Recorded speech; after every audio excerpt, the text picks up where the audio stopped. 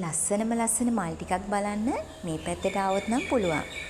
ඉතින් මගේ චූටි කාලේ ගෙවිලා ගියේ වැඩි හරියක්ම මෙන්න මේ උද්‍යානයේ. ඒ කාලේ මේ තියෙන්නේ අපේ අම්මගේ මහගෙදර. ඉතින් ඇත්තම කිව්වොත් අපේ මාමා, ඒ කියන්නේ අපේ අම්මගේ මල්ලි මල් වවන්න ගොඩාක්ම ආසයි. එයාට තිබ්බ හරිය ලස්සන මල් උද්‍යානයක්. ඒක මල් විතරක් නෙමේ, ලස්සන විසිතුරු ගස් හැම දෙයක් මේකේ තිබ්බා.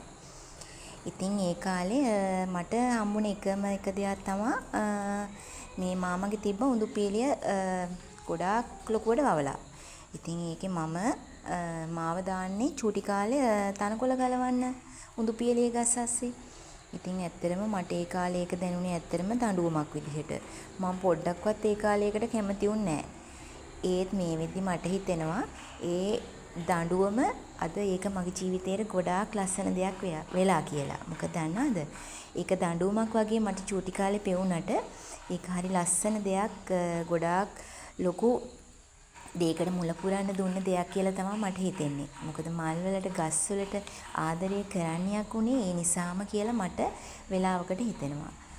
ඉතින් මාමගේ මල් උද්‍යානයේ මගේ ගාඩන් එකේ නැති ගොඩක් දේවල් තිබ්බා. එක එක ලස්සන අල ගස් වර්ග, මේ බලන්නකො මේ අල ගහේ තියෙන ලස්සන, ඒකට පාට කොහෙන්ද මෙච්චර ලස්සන පාට ආවේ කියලා හිතෙන තරමට ඒක හරිම ලස්සනයි. ඉතින් මා ගොඩාක් පැල අරගෙන ආවා මාමගෙන් ඉල්ලගෙන. ඉතින් සිග්නෝනියම් ගොඩක් මොනවාද වර්ග තියෙනවානේ. ඉතින් මේකේ ලස්සන වර්ගයක් තමයි මේ තියෙන්නේ. ලා රෝස පාටක් වෙලා ඒක වෙලාවකට තද රෝස පාටක් තියෙනවා ඒ ගසේම. ඉතින් ඒකිනුත් මම පැල ටිකක් අරගෙන ආවා. ගෙදර ගිහිල්ලා හදපුවාම මම පෙන්නන්නම්කෝ මම කොහොමද මොනවටද ආධාර කියවලා හදාගත්තේ කියලා. ඇත්තටම කාගේ හරි ලස්සන උද්‍යානයක් ලස්සන වෙනවා නම් ඒක තමයි ඉතින් අපි මේකෙන් ෂෙයා කරගන්න හදන එකම දේ. මගේ විතරක් නෙමේනේ අපේ හැමෝගෙම මිදුල ගොඩාක් මලින් බර වෙලා ලස්සන වෙනවා නම් ඒක තමයි අපි හැමෝගෙම තියෙන එක්තරා සිහිනයක්. අපි හැමෝම කැමති ලස්සන තැනක ජීවත් වෙන්නේ. ඒ වගේම අපේ මානසික නිදහස තියෙන, ඒ කියන්නේ උදේම වුණත් අපිට දැක්කහම උදේ විතරන්නේ මේ කොයි වෙලේ දැක්කත් අපි කොච්චර අපේ නිත දකින්න ආස කරන්නේ ලස්සන දේවල්නේ. ඉතින් ඒ ලස්සන දේවල් මට ඇත්තටම කනගාටුයි අපි ආවේ රෑනේ. ඉතින් මේක දවාලේ ආවනම් ඔයාලකට උද්‍යානයකට අලංකාර කරගන්න පුළුවන් අයිඩියාස් ගොඩාක් දෙන්න තිබ්බා. නමුත් ඉතින් රෑ වෙලා හින්දා මට අර කැමරා, ඒ කියන්නේ මේ එළියට අහු වෙන්නේ මේ ළඟ තියෙන මල විතරයි. ඈත පොඩ්ඩක් පේනවා, ඇත්තටම පැහැදිලි මදි. දවල් වෙලාවක ගියාම මම ඇත්තටම මං හිතුවා ඔයාලට මේ ගාඩන් එක ඇත්තටම වීඩියෝ කරලා පෙන්වන්න ඕනි කියලා. මොකද අදහස් ගොඩාක් ගන්න පුළුවන්. ඉතින් අද හම්බෙන්නේ ඔයාලට මේකේ තියෙන මල් ටික දකින්න විතරයි. අදහස් ටික මම දවල් වෙලාවක නිවාඩු වෙලාවක ගිහිල්ලා ඔයාලට පෙන්වන්නම්. ඉතින් මමත් ගොඩක් දැන් අරගෙන ආවනේ පැල.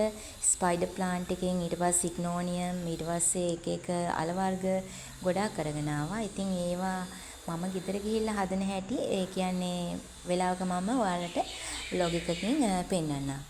මේ තියෙනවා, අහලා තියෙනවද නවහන්දි කියලා? හරිම ලස්සන වටින පැලෑටියක්. ඒක ගොඩාක් ලොකුවට මම ඉස්සෙල්ලා පෙන්නුවා. ඔයාලා දැකගෙන යන්නේ නැතිනේ. ඉතින් ඔහොම බලාගෙන ඉන්නකො මාත් එක්ක ලස්සන ගොඩක්ම ලස්සන මල් වර්ග තියෙනවා. සමහර වෙලාවට දැකලත් ඇති, දැකලත් නැති දේවල් තියෙනවා. මමත් පළවෙනි පාරට දැක්ක ඒවා තියෙනවා. ඒ කියන්නේ මාම අලුතෙන් ගෙනල්ලා හදලා තිබ්බ වර්ග. ඇත්තටම මල් ගහක් නැති මිදුලකින් ඇත්තටම වැඩක් නෑ නේද? මල් වලට ආස නැත්නම් ඒකත් අපේ තියෙන දුර්වලකමක් කියලා මට හිතෙන්නේ. මොකද දන්නවද? මල් ගස් වෙලාවකට අපේ පාළුවට ගියේ ජීවිතේ උනත් ජීවත් කරනවා කියලා මට හිතෙන්නේ. බලන්නකෝ මල් ගහක් දැක්කහම, මලක් පිපිලා දැක්කහම අපිට හිතට දැනෙන සතුට. ඉතින් ඒක මට විතරක් නෙමෙයි, මේ ලෝකේ ඉන්න සුන්දර හදවත් තියෙන හැමෝටම පොදු දෙයක්. ඉතින් අපිට උත්සාහය, උනන්දුව, ආසාව තියෙනවා නම් ඕනම දෙයක් කරගන්න අපිට පුළුවන්. අපිට අවශ්‍ය වෙන්නේ ඒකට තියෙන ප්‍රධානම දේ තමයි ආසාව. ආසාවක් නැත්නම් ඉතින් අපිට ඒකට උනන්දුව දක්වන්නත් කම්මැලිනේ. ඉතින් මගේ යාළුවෝ මල් ගහක් හදලා නැති අය ඉන්නවා නම් මේක බලලා හරි ඔයාලට පුළුවන් ලස්සනට තමන්ගේ මිදුල ලස්සන කරගන්න. ඇත්තටම මම දවල් වෙලාවක අනිවාර්යයෙන්ම මේ ගාඩන් එක පෙන්වන්න ඕනේ ඔයාලට. මොකද දන්නවද? ඔයාලට පුළුවන් අදහස් ගොඩාක් ගන්න. ලස්සනට කප්පාදු කරලා තියෙන ගස් වර්ග, වැල් වර්ග ඒවා යවලා තියෙන විදිය ඇත්තටම හරිම කනගාටුයි. මම ආවේ රෑනේ. ඉතින් ඒක පෙන්වන්න නොහැකි වීම ගැන. මල් කියන්නේ ඉතින් කාටවත්ම කවදාවත්ම හොඳ කරන්න බැරි එක්තරා අන්දමක ලස්සන පිස්සුවක් වගේ දෙයක් නේද? හරි ඉතින් අදට ගිහින් එන්නම්. මගේ ආදරණීය යාළුවෝ හැමෝටම ගොඩක් ලස්සන සුබම සුබ දවසක් වෙන්න ඕනි. සතුටින් පරිස්සමින් ආදරෙන් ඉන්න.